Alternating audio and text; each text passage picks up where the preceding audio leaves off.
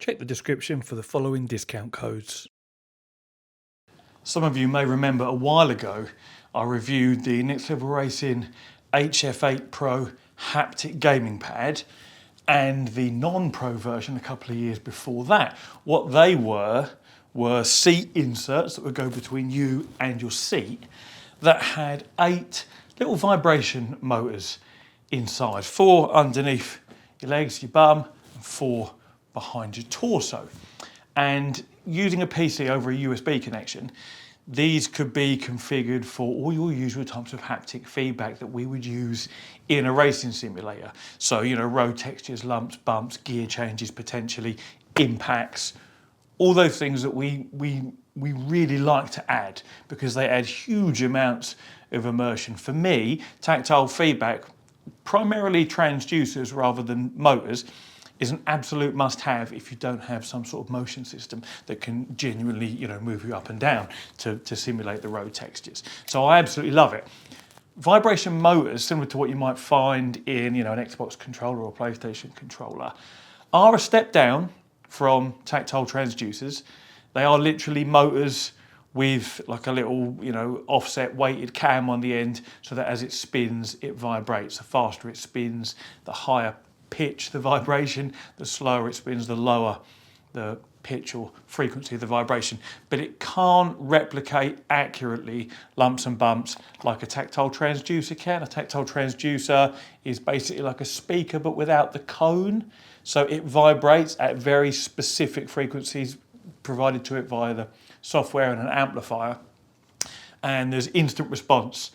There's no spool up time, there's no delay when they slow down like you do get with motors. Now these are better than they used to be, but they'll still never quite compare to tactile transducers or a motion system. But, you know, it's about price point as well.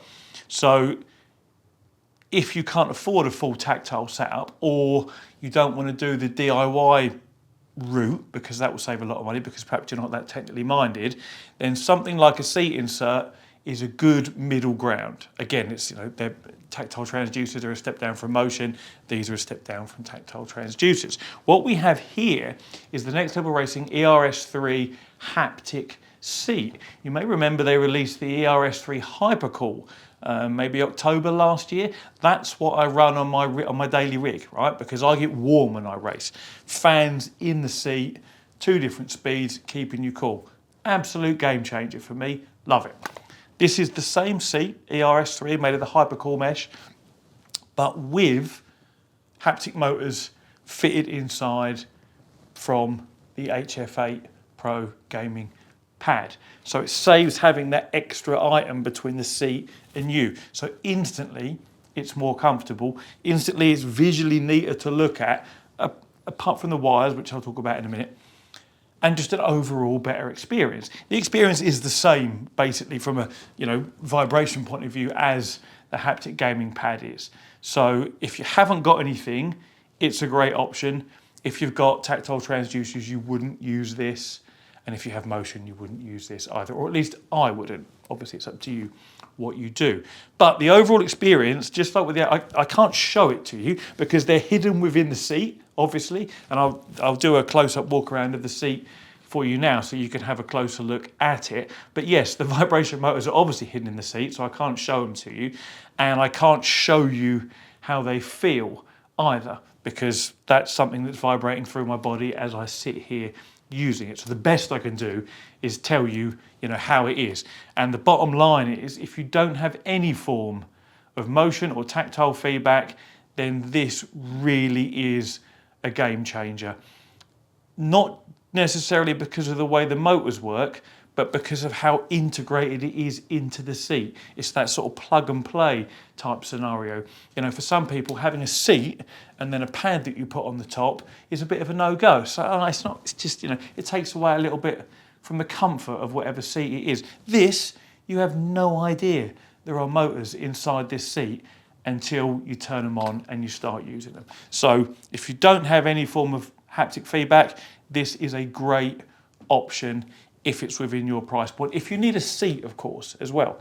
You know, if you're looking to buy a seat, the trouble is, I'd be torn between this haptic version of the ERS3 and the HyperCool version. In a perfect world for me, I would have both. So this would have not only vibration motors in it, but it would have the fans in it to keep me cool as well. But I guess ultimately there's only so much room inside the seat to fit accessories. They've done a good job. You don't feel that they're there, just like with the HyperCool seat. It just feels like an ordinary seat. You'd have no idea there's anything in there.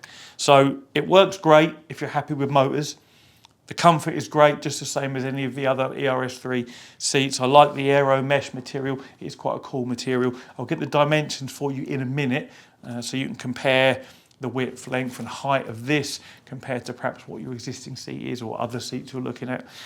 What I'll do now is just tell you the sort of physical connections and what have you. We've got quite a long USB lead here. It's over 2 meters long because my arm span is 2 meters, so I'm going to say it's a 3 meter USB cable. We've then got an audio in and out, because if you don't have a PC, you can use this with an audio feed from like Xbox or PlayStation. It's not a good use of it, because all that it really does is try and use the motors like a sub. So when there's low frequency effects going on in the game, the seat will vibrate. It doesn't have any relation really to, you know, road textures, lumps, bumps. There's no traction loss, you know, output or anything like that, or wheel spin, and obviously traction loss is wheel spin, but traction loss as in your understeering across the track, and then wheel spin as in the rear wheels or front wheels are spinning up under power. So yeah, if you use it via audio, it is very much a dumbed down version of what it can do. So PC users definitely get the best out of this. Console users, yes, you can have it, but it doesn't work anywhere near as well. But that's why we have 3.5mm jacks here for audio in and out pass through. There's your USB, and then at the back here, that's where the power is plugged in over there to the mains. Again, that's at least a 3 meter cable. So the only real drawback to this is that we've got all these cables kind of dangling around. Now you can like kind of put them neatly in the gap down the side of the seat here, which is what I would do if I had this set up on my main rig, because I wouldn't be using the audio in and out. I'd just tuck them away. You can't tell they're there, you can't feel them, and then you're just left with your USB. And of course, in reality, what you would do is feed that through the gap at the back of the seat, underneath the seat, out the front of your rig with all your other cables, neatly and tidily. And the same you would do with the power as well. So it wouldn't, you know, the reality is you wouldn't actually see, you know, any of these wires at all. They'd just disappear out the back, down, and then out the front. So if you're worried about making your rig look untidy, which I would be, it's not a problem.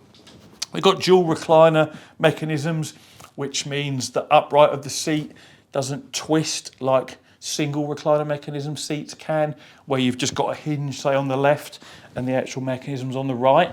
There's nothing stopping the left-hand half of the seat from kind of flexing back. This has both, so you don't have that issue. Once they're both locked into place, you know, you've got a pretty solid seat for a recliner seat. Never going to be as solid as a bucket, obviously. But I mean, I'm someone that has to use recliners because I have friends that come around. We do race nights where there's like 6 or 7 of us, so well, we're in and out the rig, so bucket is no use to me. What else we got? Power switch on and off. This is also mode change from USB to audio. You press and hold it for 5 seconds and it changes mode. And then you've got volume or intensity in reality, which simply, well, it does exactly what it says. It's the intensity of the vibrations. That's on the side here. On the HF8 gaming pads, it's on a separate little controller. It's the same mechanism, same interface as you'll be used to there if you've got one of those. Because that's another option. If you've got one of those, you can sell it on your existing seat for some money and replace it with a neater, tidier solution. The seat is, of course, also on runners. They come fitted to it. And I think that's the price at the time of recording. I don't yet have, but I'll put it up on the screen now. And I have a discount, a global discount for all Next Level Racing products that will come off of that price as well. So I can't say whether I think it's good value because I don't yet know how much it's going to cost.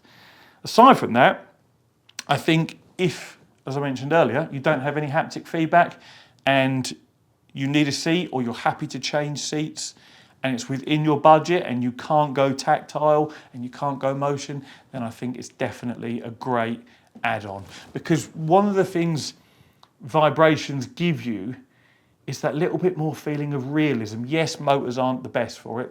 Transducers are by far better, but when we drive along in real life, we feel a lot of what's going on through the seat of our pants. You know, it's our bums that are in contact with the seat, which is in contact with our chassis. And aside from that, it's our hands and our feet. Now, feet don't tend to feel too much. You know, we've generally got shoes on, rubber soles, it's cushioned.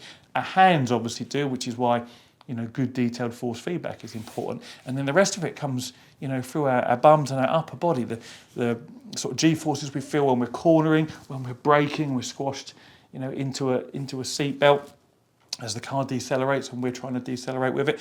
And then all lumps, bumps, road textures, you know, and what have you that you feel through your body. So if you can add even a small sampling of what that is like in real life to our sim rigs, it really does level it up. So if you'd like one, there will be a link in the description. As I say, it will be discounted globally and the price will have been up on the screen. Hopefully it's something fairly reasonable. As always, thank you very much for watching and take it easy. Sorry everyone, I've just realised I haven't given you the dimensions of the seat and I've already signed off. So let's do that for you now. I literally unplugged my mic and went, I haven't done the dimensions. Right, so the base of the seat, from the base of the back to the very front, is 21 inches or 54 centimetres. The width between the two highest points of the bolster at seat level is 16 inches or 41 centimetres. The upright from the very base to the very top, 31.5 inches or 80 centimetres. And it looks like the seat is, just measure the width at the top here. That's 11 inches or 28.5 centimetres. And then if we do it at the base as well, 11.75 inches or 30 centimetres. So there is a very slight taper. But yeah, there we go. Front to back, side to side, height and width across the back. So, as always, thank you very much for watching and take it easy.